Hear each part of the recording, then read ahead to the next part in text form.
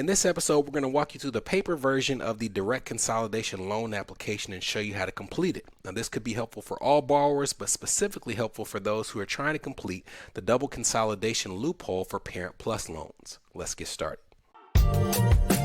Are your student loan payments or loan balances a major obstacle in your financial life? Then tune in and let's escape student loan debt. Hello, my name is Brenton Harrison of Escape Student Loan Debt and your host for the Escape Student Loan Debt podcast. Over the past couple episodes, we've been talking about Parent Plus loans. We did an episode on how dangerous they can be and how punishing the payment plans can be because under the Income Driven Repayment Plan umbrella, there's only one payment that you can use, that payment plan being the Income Contingent Repayment Plan. We showed you an example of a household with an adjusted gross income of $100,000, a family of four, and under the SAVE plan, their household payment would be less than $300 a month under that plan, whereas that same family of four, $100,000 adjusted gross income under the Income Contingent Repayment Plan, which is the only one eligible for Parent Plus loans, their payment would be almost $1,200 a month. So really punishing options or lack of options when you have Parent Plus loans and you're trying to pay them back with those IDR plans. In the last episode, we talked about the Double Consolidation loophole, where you can take those Parent Plus loans and through two different phases of consolidations, you could strip the Parent Plus status off of those loans and make it eligible for more forgiving income-driven repayment plans. So we went through those details in the last episode. If you're following along with us on a whiteboard, you can see it on screen. If you're not, I'll describe it to you. What you would do in that scenario is you would have to have the ability to put your loans, those Parent Plus loans or whatever loans you have, into at least two different groups. So in the example you see on screen, there are four Parent Plus loans, and we've grouped loans 1 and 2 into their own group and loans 3 and 4 into that second group. And the first thing that you complete is a paper consolidation application to put those two groups into new consolidation Parent Plus loans. And we covered that this process has to be done with paper applications because if you try to do it online, the system will see two applications and it'll simply cancel one of those applications out. Now, I'll be transparent. When we started doing these videos, I thought that we would try to get away from Parent Plus loans as quickly as possible because I just assumed that there weren't that many people in our audience who had them. I was mistaken. We have had probably more questions than we've had on any video that we've ever done about how to complete this process for the paper consolidation application. So today we're going to walk you through step by step how to do phase 1 of this, which is taking those two separate groups and using a paper application to put them into new consolidation loans. So let's pull up the Direct Consolidation application. And we're also going to pull up the instructions, and we'll pull all of this in the show notes so that you'll have it. If you're looking along on screen, you're looking at a consolidation application. If you're listening, I'm going to describe it to you. And we're going to go through these sections to just describe some things that might trip you up. The first section is literally just borrower information: last name, first name, social security number, date of birth, your permanent address. The second section is references. You have to have at least 2 references. You have to have known these people for at least 3 years, and they can't live with you. So it's going to ask for their last name, first name, their permanent address, their email, and their phone number. Now, is it likely that they're going to contact these people? No, but you probably at least want to send somebody a text to let them know that they've been listed as a reference on your student loan. But that is section 2, the reference information.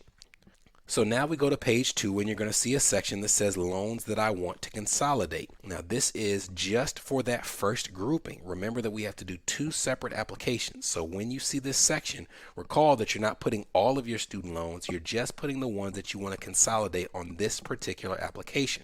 And you have to have a good bit of information in order to complete it. The first thing it asks for is a loan code.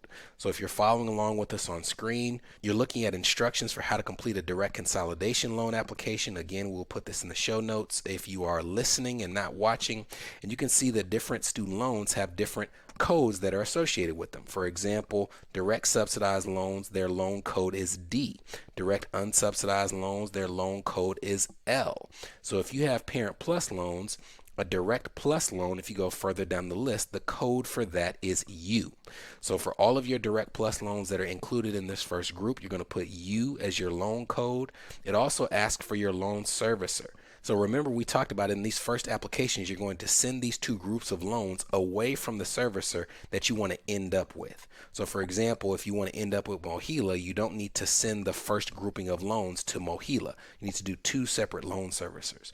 But in this section, it's not asking where you want to send it to. It's asking who is your current loan servicer. So you're going to put your current loan servicer, their address, and their phone number.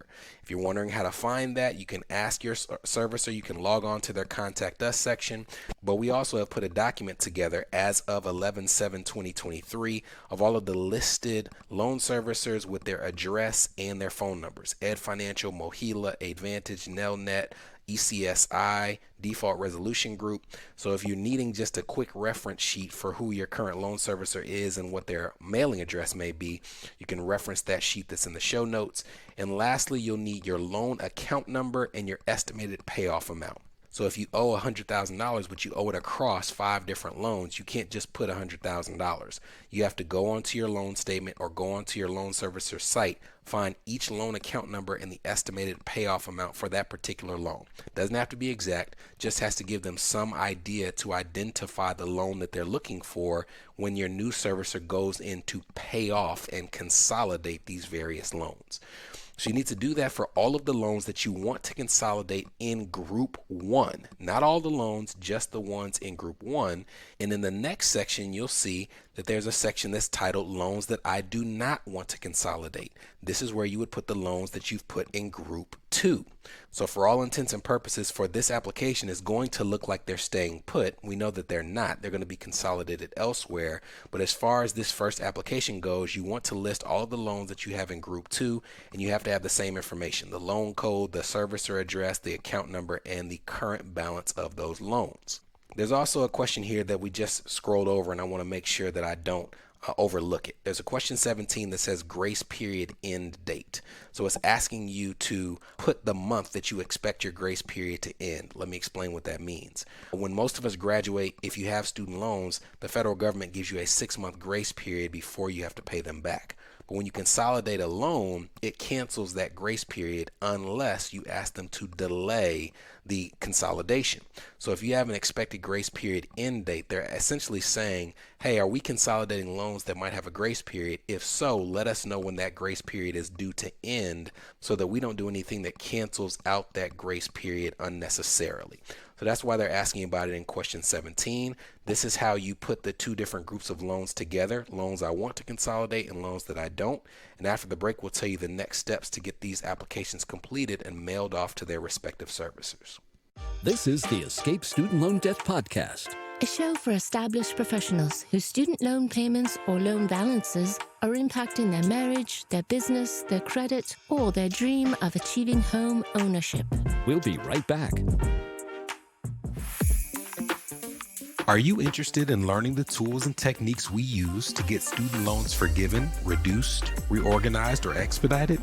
Well, great news. We're currently updating our flagship course, Escape Student Loan Debt, to reflect the current changes in the student loan landscape. To stay up to date on the launch of the course and opportunities to sit in on our live recording sessions, head to escapestudentloandebt.com and join our email list now. You're listening to the Escape Student Loan Debt Podcast. Subscribe now at escapestudentloandebt.com. Welcome back. All right, we're back from the break, and we have filled out the majority of the information that is needed on this application. And we're now on page 5 on screen, where you just see the borrower's signature, where you're going to sign this form and put the day's date that you signed it. And then after you've signed it, there's a series of instructions and legalese in terms of what you're admitting to on this application and that you're being truthful. And then at the end, you're going to see a section that says insert servicer address. Now, this is just a boilerplate template application, so there's not going to be a servicer address here. And now we have to get to the part of this where we actually go forward and mail this to a servicer. If you're following along with us on screen, there's a section on the instructions that says where to send your completed direct consolidation application, and it says mail pages 1 through 5 and your completed note and any other required forms to the following address. Now, what are those other required forms? Most of the time when they're referencing another required form, they're talking about a payment plan request form. So they're saying you've consolidated this loan. We also want you to tell us which payment plan you want to choose for these new loans. Now, I will tell you, if you want to be safe, we'll put the application to a payment plan like an income driven payment plan request in the show notes so that you have it. But I will also say I've seen plenty times people send in these direct consolidation loan applications without a payment plan request, and it still gets processed. But that's what they're referencing when it comes to the forms. And when you have those forms, you would mail all of them off to the various loan servicers. Remember, you don't need to mail it to the servicer that you want to be the end result. You can pick any two random servicers. You don't need to overthink it because they're not going to keep these loans for the long haul anyways. We just need two different places where we can hold these different loans. Send it anywhere other than Default Resolution Group. Default Resolution Group is a loan servicer for people whose student loans are in default. So short of sending it there, you should be good to go anywhere you want to go. Now, to set expectations, it's going to take 6 to 8 weeks for both of these applications, not necessarily one after the other. They're hopefully going on at the same time, but this is not a fast process. And when you complete this stage of the process, remember that you're going to have new loans. They may communicate with you about the steps and the status of these applications, but you're going to have consolidation loans that are consolidated plus loans. That second step can be done online, which we've shown in previous episodes, which we'll link to in the show notes as well, on how to consolidate online. And it's an important distinction because that last consolidation can be done online, and when you do it online, it will have a newly consolidated loan that strips its parent plus status, and at that point, after the loan is consolidated, you'll be able to pick any payment plan that you choose. And I put an emphasis on after because I see people get frustrated all the time, and sometimes they direct that frustration at me, where they'll have done the paper applications, they'll be trying to consolidate that loan for the last time online, and when they're doing it online, it asks for them to pick a payment plan, and they still see that the income contingent repayment plan is the only one that's available. The reason it's the only one that shows is available online, even for that last consolidation, is because it's looking at the loans as they currently are, and it's seeing that they're still plus loans. So of course it's only going to give you that ICR option. You have to complete the process, and once you have that new loan without the plus on it, then you can apply for an income driven repayment plan, and at that point you should be able to choose whatever you would like. Now, when you're mailing off this application for the first two paper apps, I would highly advise you to do certified mail. It's not something I would just put a couple stamps on and think, oh, okay, I hope they got it. Loan servicers are notorious for missing mail, overlooking mail. So I would make sure that you have a paper trail of when it was sent and when it was delivered so that you can track receipt. But aside from that, these are the steps that you need to take if you're trying to do the double consolidation loophole. As a reminder, this needs to be completed before July of 2025, after which point this loophole that we're discussing will have closed. And if you have that Parent Plus loan, you'll be stuck paying ICR, which is a very, very cost prohibitive plan, or trying to pay off the loans in full, which in many cases is not feasible either. Hope this was helpful. Let us know in the comments if you have any more questions that we can answer, and I will see you guys in 2 weeks. From Escape Student Loan Debt, this was the Escape Student Loan Debt Podcast, a show for established professionals whose student loan payments or loan balances are impacting their marriage, their business, their credit, or their dream of achieving homeownership.